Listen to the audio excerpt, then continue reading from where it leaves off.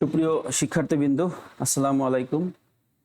আহ, আপনারা সবাই ভালো আছেন আশা করি। আপনারা জানেন আমি এখানে সাজেশন নিয়ে কথা বলছি। যারা নতুন চাকরি প্রিপারেশন নেওয়ার জন্য প্ল্যান করছেন তাদের জন্য মূলত আমার আহ, এই ক্লাসটা। যারা বিভিন্ন পরীক্ষাতে বারবার পরীক্ষা দিয়ে ব্যর্থ হচ্ছেন বা পরীক্ষায় টিকতে পারছেন না, তাদের জন্য এটা অত্যন্ত ইফেক্টিভ একটা ক্লাস হবে। তো আমি সবাইকে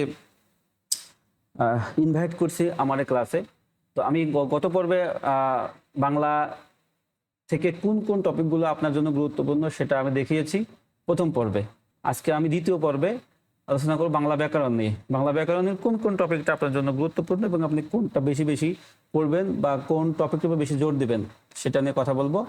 তো ঠিক আছে, আমরা দেখি। আমি আগেই বলেছি যে চাকরি পাওয়ার জন্য আপনাকে সবসময় কিছু আনকমন প্রশ্নের উত্তর পারতে হবে। কারণ আমরা জানি যে অনেক প্রশ্ন বারবার পরীক্ষাতে রিপিট হয়, কিন্তু রিপিট প্রশ্নে কিন্তু আপনার চাকরি হবে না। আপনি টিকতে পারবেন কিন্তু আপনি আশানুরূপ ফল পাবেন না, কারণ ওই রিপিট প্রশ্ন এত সবাই পারে। আর চাকরি ঠিক তারে হয় যারা আনকমন কিছু প্রশ্নের অ্যান্সার করতে পারে যেটা অন্যরা পারে না।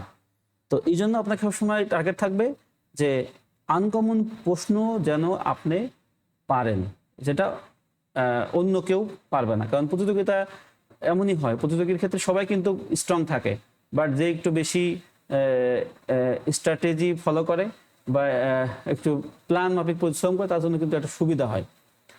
তো আর চাকরি তো মানে পড়া তো প্রচুর, আপনি কোনটা পড়বেন আর কোনটা মানে বাদ দেবেন এটা বোঝা আসলে অনেক টাফ।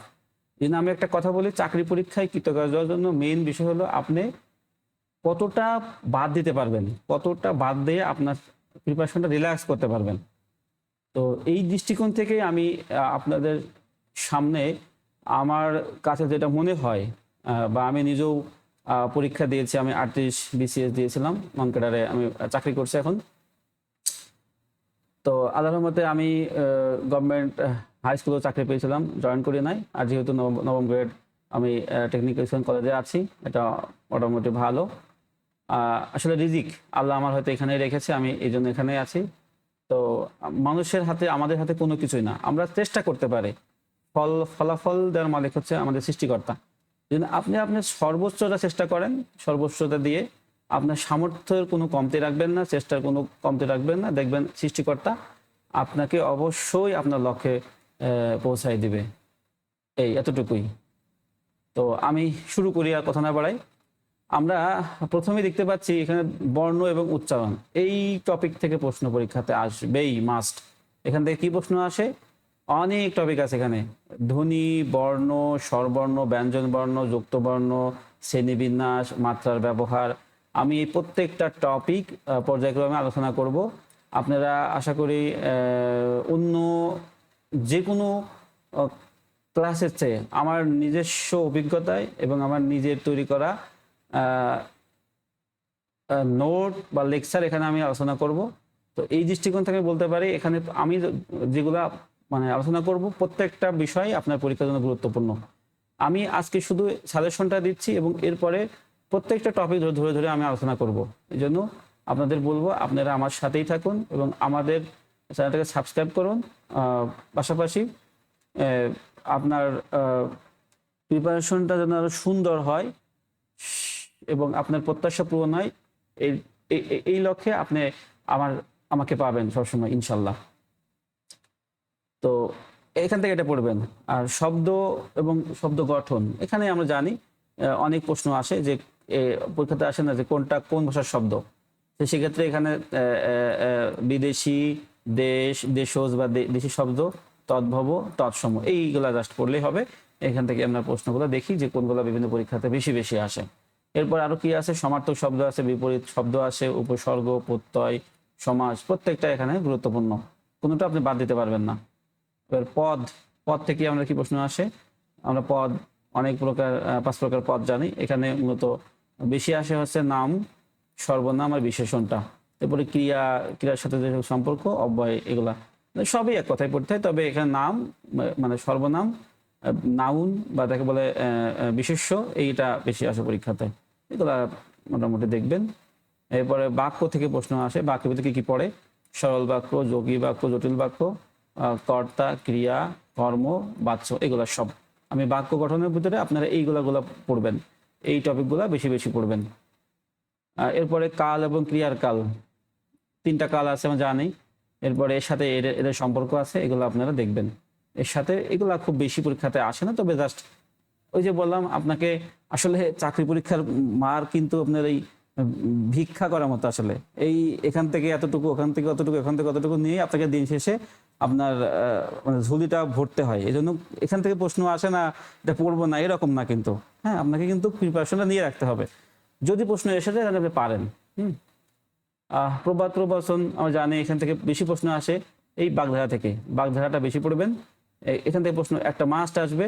এবার মানে বাক্য শুদ্ধি অশুদ্ধি, এটাও একটা প্রশ্ন এখান থেকে আসে। এটা মোটামুটি এখান থেকে অপপূরকটা আসে পরীক্ষাতে, তবে এখানে বাগধারা এবং বাক্য শুদ্ধিটা বেশি আসে। আমরা এটা খুব বেশি গুরুত্বপূর্ণ, এটা জাস্ট দেখে রাখবেন। ছন্দ মাত্রাটা, সমাজটা গুরুত্বপূর্ণ বেশি, সমাজটা দেখবেন। এখান থেকে কিন্তু প্রচুর প্রশ্ন হয়। সমাসের ভিতরে কোনটা বেশি পড়বেন? দ্বন্দ্ব, বহুব্রীহি এবং তৎপুরুষ, এটা বেশি আসে। কারণ দ্বিগু তো খুবই সহজ। হ্যাঁ, দ্বিগু খুবই সহজ, এটা খুব বেশি আসে না। আর কর্মধারয় সমাসের ভিতরে আমরা জানি কর্মধারার ভিতরে কি কি আসে, এটাও আমি যখন আলোচনা করবো ডিটেলস পাবেন এখানে। সন্ধি আমার অলরেডি ক্লাস নেওয়া আছে একটা, আপনারা চাইলে সন্ধি ক্লাস দেখতে পারেন। একদম 4টা ক্লাস নেওয়া আছে। এই 4টা ক্লাস দেখলে আপনি সন্ধির কোনো প্রশ্ন আনকমন থাকবে না। একদম যে কোনো প্রশ্ন আপনি অ্যান্সার করতে পারবেন, যে কোনো প্রশ্ন। এই জন্য সন্ধি ক্লাসটা আমার দেওয়া আছে আমার চ্যানেলেই, আপনি দেখতে পারেন এখানে। কারক বিভক্তি, এটা খুব দ্রুতই পাবেন, আমি এটা নিয়ে কাজ করছি। এটা পরীক্ষাতে আসেই মাস্ট। এরপরে আমরা জানি এগুলা কম বেশি পরীক্ষাতে দেখা যায়, মানে জেন্ডার এবং নাম্বার নিয়ে পরীক্ষাতে আসে। এইটা থেকে প্রশ্ন পরীক্ষাতে একাধিক আসবে মাস্ট, একটা পরীক্ষাতে আসবেই। হ্যাঁ, এখানে আপনার বাধ্যের কিছু নাই। তো এই তো আশা করি আমি যেগুলা বললাম, যদি আপনি এগুলা নিয়মিত পড়েন তাহলে আপনার প্রিপারেশনটা সুন্দর হবে। আর এই যতগুলো আমি টপিক আলোচনা করলাম, এর প্রত্যেকটা বিষয় আমার ওয়েবসাইট স্টাডি পয়েন্ট www.studypointall.com, এই ওয়েবসাইটে পাবেন। এই তো ওয়েবসাইট studypointall.com। এই ওয়েবসাইটে গেলে আপনি এখানে আপনার প্রয়োজনীয় যা প্রয়োজন সব এখানে পাবেন। আমি সেভাবে সাজিয়েছি। এখানে বাংলা, এখানে ইংরেজি, গণিত, সাধারণ জ্ঞান, বিশ্ববিদ্যালয়ে ভর্তি তাদের জন্য হবে, চাকরি প্রার্থীদের জন্য হবে। এই দেখতে পাচ্ছেন এখানে আমি কয়েকটা ক্লাস দিয়েছি। হ্যাঁ, এখানে বিস্তারিত দেওয়া আছে, বিস্তারিত। এইগুলার বাইরে কোনো পরীক্ষাতে আপনি প্রশ্ন পাবেন না। পূর্ণাঙ্গ একটা বলতে পারে কমপ্লিট যে কি বলে প্যাকেজ, আপনার প্রয়োজনীয় যাবতীয় এখানে আপনি পাবেন।